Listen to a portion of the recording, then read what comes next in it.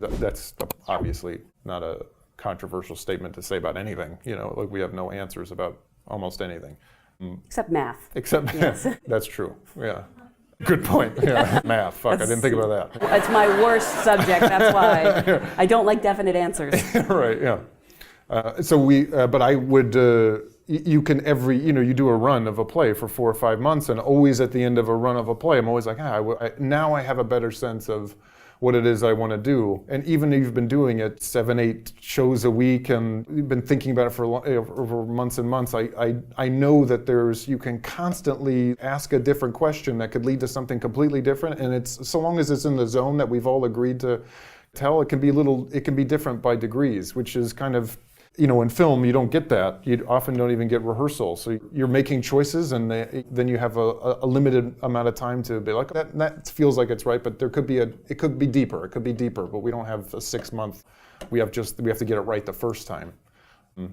So that's what I kind of like about it. That there's a never-ending. It's a pit of things that you can ask yourself. So you're going back. Is it to do Burn This? Is that correct? Yeah. Oh wow! Have you been a fan of that show for a while? Yeah, or? I did that play actually in my last year at Juilliard. That's what I thought. Yeah, so, same character. Yeah, wow. But now you're just talking about like things where you're like watching kids paint on mustaches, and that was exactly what ours was.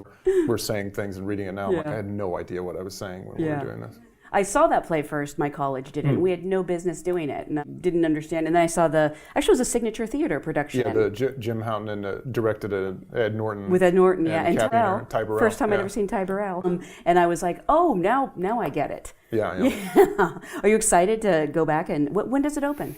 I don't know. You just know you're doing it next year. I know I'm doing it next year. Okay. Like February something is when we start. That's all I know. Then like a month later or whenever we previews, and then it will open. No, it's such a classic play. Yeah. I want to talk a little bit about, you have this organization you founded in 2006, I think, Arts in the Armed Forces. Yes. It sounds really fascinating. Can you sort of tell us about it? Because I don't want to butcher it by trying to explain it. I'm probably going to butcher it too. It's something we started at Juilliard, my second year at Juilliard, where like really for the first time I was working on all these great playwrights like Lanford Wilson, who wrote Burn This, and Tony Kushner, and things where I was articulating things for myself that I was never able to articulate before, because using words wasn't really part of my upbringing to express a feeling, nor is it really part of military life, explaining a feeling. But I really, through these plays, for the first time I was able to label what it was like being in the military through a shepherd monologue.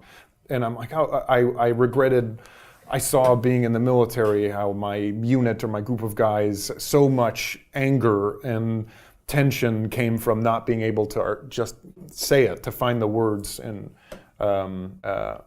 put it to a feeling. So I tried to reach out through very established veterans organizations. Maybe we could read this play, True West, is initially what we wanted to do, and I feel like they'll get what it is that we're, and everyone like, no, the military doesn't, the plays don't fit the military demographic. They'd rather see San Diego Chargers cheerleaders, and which is true. I mean, that's fine, and I remember those events where it's like, oh, I'm grateful that cheerleaders are here, but even considering that we were like all like infantry Marines, we could handle a shepherd monologue.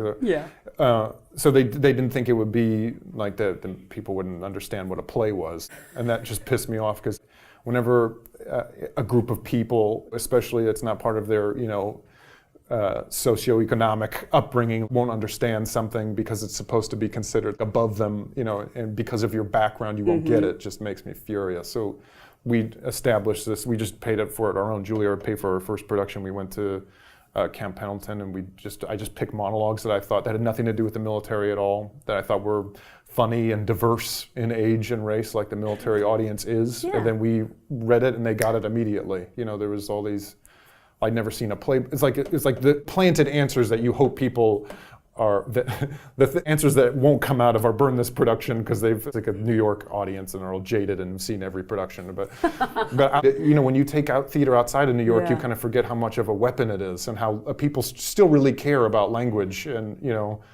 and like, you've never seen theater before. My husband never. It's too expensive. Like we did this one monologue from this play called China by Scott Organ. It's about like an employer reprimanding her employee for not wearing a bra, and all of the males were walking out of it being like, I thought the whole thing was good to go, I liked it, like the plays.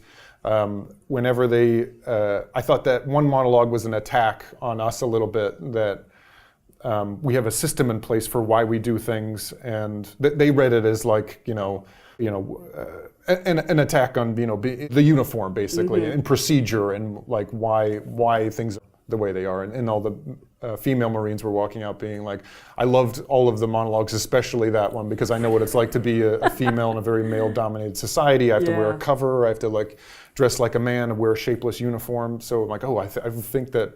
And I didn't think about that at all. So we pick what's kind of morphed into, I think we did like one performance a year because that's all we can manage in the midst of everything else. But now we did 12 last year. I already have 15 planned for next year. We've traveled all around the world, from Japan to Arif Jan in Kuwait, to Walter Reed Medical Center in Bethesda, Maryland, to Camp Pendleton, to bases domestically and all over the world, Germany. And we'll read now fully, well, not fully productions, we just read it. We'll just pick a great contemporary American play that we think will resonate with the military audience. It has nothing to do with the military, and we read it with no sets or costumes or lights, and we get like amazing actors to do it, friends of mine or people that we just admire. And we travel around the world, and we started this thing where we give people a $10,000 grant for anyone in the military for writing a play about anything. Like it'd be about birds or bugs or I don't know, let's keep naming nature things. But so we do that, and then we do like a film screening series where we show a film. Like, I asked Soderbergh and Ben Stiller to come and like pick a film that they like and have a talk back afterwards. So it's like branched out into this thing. Really cool. Yeah, it's really fun. They're a nightmare to logistically in the nonprofit world. Like, I'm not good at asking for money. I'm getting way better at it, but that's kind of a nightmare. But the performances themselves, it's like, oh, this is like, how rare do you get to be at the forefront and watch someone experience, a new art form or a new way of expressing themselves. It's pretty great. I'm surprised to hear there was resistance because when I think of the military, I think of how diverse it is. Men, women, all ages and colors and sizes.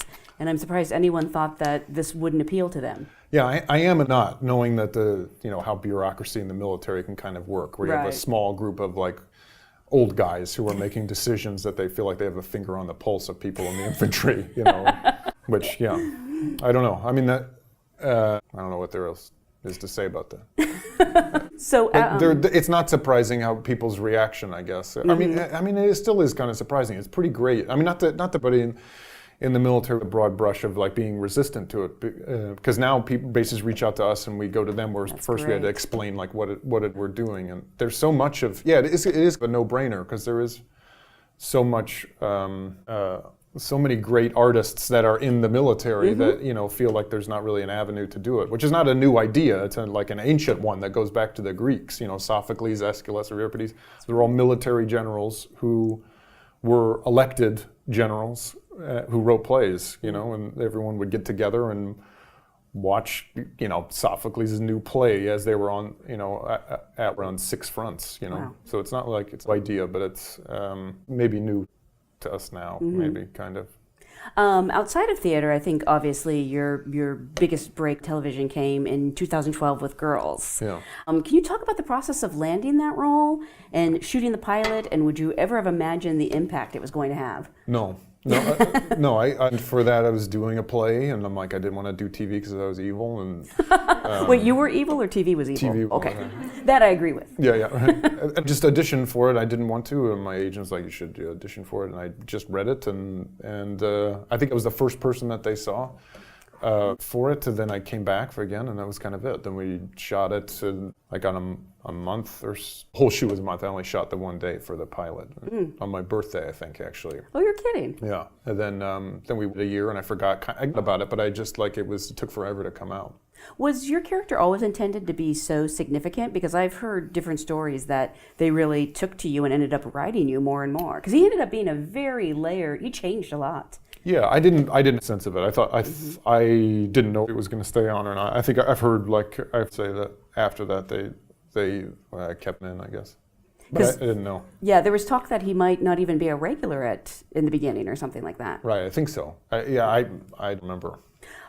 Being your first regular series gig, what was it like to sort of say goodbye to that recently? What was it like? I don't think it really hit me until like the next summer, when I was, because for every summer for 6 years I had this other thing, which was really great. It kept me in New York for a while. Stop me when this gets really boring, but but I was just there, and it's a kind of it says the same shit about their like long-running series, that it feels familial and things like that. But it's totally true. It did feel things, and it's kind of, you know, felt strange the next summer. But. When you realized you weren't going back. Yeah, when I had to find that's a when it job. sunk in. Yeah. 2002 was actually a really big year for you, because I know you did Frances Ha with Noah Baumbach, Oh, yeah. who you've gone on to collaborate with several times. Yeah. Fantastic filmmaker. Yeah, we just did something together this year that I think is one of the best things that he's ever Really, that's he's saying ever a lot. written. He's an amazing filmmaker. He's amazing. And you also did Steven Spielberg's Lincoln. Yeah. I mean, Yeah. Spielberg. Yeah. Did you just think I can retire now? This is Yeah. as it gets. Yeah. One didn't. Yeah. But can you just sort of tell us about that experience? I mean, working with Daniel Day-Lewis and Sally Field and... Yeah, I've had a lot of these, you know, I'm not really good at articulating afterwards, because so many stuff like that has happened since then where I'm like, there's no words for what's happening right now. I'll just kind of like, you know, plod on and not screw anything up. But I was there for like a week or maybe for 4 days. And, you know, it was great just watching, you know, the kind of the machine work, all of it, you know.